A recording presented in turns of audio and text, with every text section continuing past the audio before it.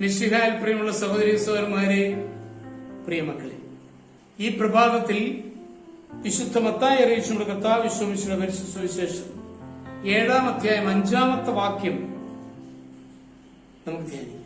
Saint Matthew's gospel chapter 7 verse 5. കപടനാട്യക്കാരാ, ആദ്യം സ്വന്തം കണ്ണിൽ നിന്ന് തടിക്കഷണം എടുത്തു മാറ്റുക, അപ്പോൾ സഹോദരന്റെ കണ്ണിലെ കരടെടുത്ത് കളയാൻ നിനക്ക് കാഴ്ച തെളിയും. നൂറ്റാണ്ടുകൾക്ക് മുൻപാണ് സംഭവം. പരിഷ്കാരം എന്തെന്നറിയാത്ത പ്രാകൃത ജീവിതം നയിക്കുന്ന ഒരു വിഭാഗം ഗോത്രവർഗക്കാർ, അവരൊരാൾക്ക് തീരപ്രദേശത്ത് നിന്ന് ഒരു നീല കണ്ണാടിയുടെ ക്ഷണം കിട്ടി. അവനത് ആദ്യമായി കാണുകയാണ്. അതെടുത്ത് നോക്കിയപ്പോൾ ആശ്ചര്യം കൊണ്ട് അയാൾ ഞെട്ടി വിറച്ചു. അതിൽ അതാ തന്റെ മരിച്ചുപോയ അച്ഛന്റെ രൂപം. അവൻ ചിരിച്ചുകൊണ്ട് ആ രൂപത്തിലേക്ക് നോക്കിയപ്പോൾ അവന്റെ അപ്പനും ചിരിക്കുന്നു. അവന് വലിയ സന്തോഷമായി. വലിയൊരു നിധി കിട്ടിയതുപോലെയാണ് അവന് തോന്നിയത്.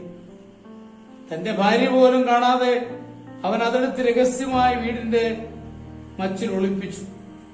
കടുത്ത ദുഃഖങ്ങൾ ഉണ്ടാകുമ്പോൾ അവൻ അച്ഛന്റെ ഈ ഫോട്ടോ എടുത്ത് നോക്കും. അപ്പോൾ അച്ഛൻ അവനെ ആശ്വസിപ്പിക്കുന്നത് പോലെ തോന്നും. അയാളുടെ ഈ പെരുമാറ്റം ഭാര്യ മറന്നിരുന്ന് ശ്രദ്ധിക്കുന്നുണ്ടായിരുന്നു.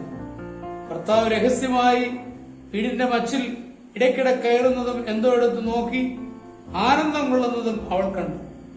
ഒരിക്കൽ വീട്ടിൽ ആരുമില്ലാത്ത സമയത്ത് അവൾ രഹസ്യമായി മച്ചിൽ വലിഞ്ഞു കയറി ഭർത്താവ് എടുത്തു നോക്കുന്ന യന്ത്രമെടുത്ത് നോക്കി.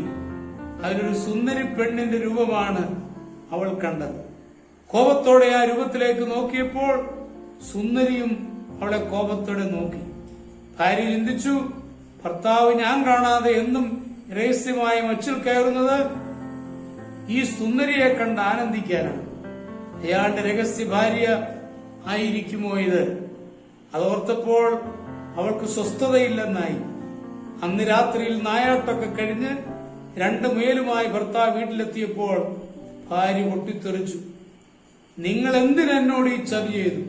സംഭവം മനസ്സിലാകാതെ മിഴിച്ചു നിന്ന ഭർത്താവിന്റെ അടുത്തേക്ക് അവൾ താൻ പകൽ മച്ചിൽ നിന്നെടുത്ത അത്ഭുത യന്ത്രം കാട്ടിക്കൊടുത്തു. അതിൽ അവനും നോക്കി. അപ്പോൾ ആ യന്ത്രത്തിൽ 2 പേരുടെയും രൂപം തെളിഞ്ഞു വരുന്നു. തങ്ങളുടെ പ്രതിരൂപങ്ങളാണ് ആ കണ്ണാടിയിൽ തെളിയുന്നതെന്ന് മനസ്സിലാക്കാൻ അവർ വളരെ വൈകി. അവരുടെ കുറവുകൾ കണ്ണാടിയിൽ ദർശിച്ച് ഒടുവിൽ അവർ ആ സത്യം മനസ്സിലാക്കുകയും ചെയ്തു. ലോകം മുഴുവൻ മാറ്റുന്നതിനേക്കാൾ നല്ലത് നമ്മെ തന്നെ രൂപാന്തരപ്പെടുത്തുന്നതാണ്. നമ്മുടെ കർത്താവ് യേശുമിശിഹായുടെ കൃപയും പിതാവായ ദൈവത്തിന്റെ സ്നേഹവും പരിശുദ്ധാത്മാവിന്റെ സഹവാസവും പരിശുദ്ധ അമ്മയുടെ മധ്യസ്ഥതയും നിങ്ങളോടുകൂടി ധാരാളമായിട്ടുണ്ടായിരിക്കും. എപ്പോഴും എപ്പോഴും എന്നേക്കും. ആമേൻ.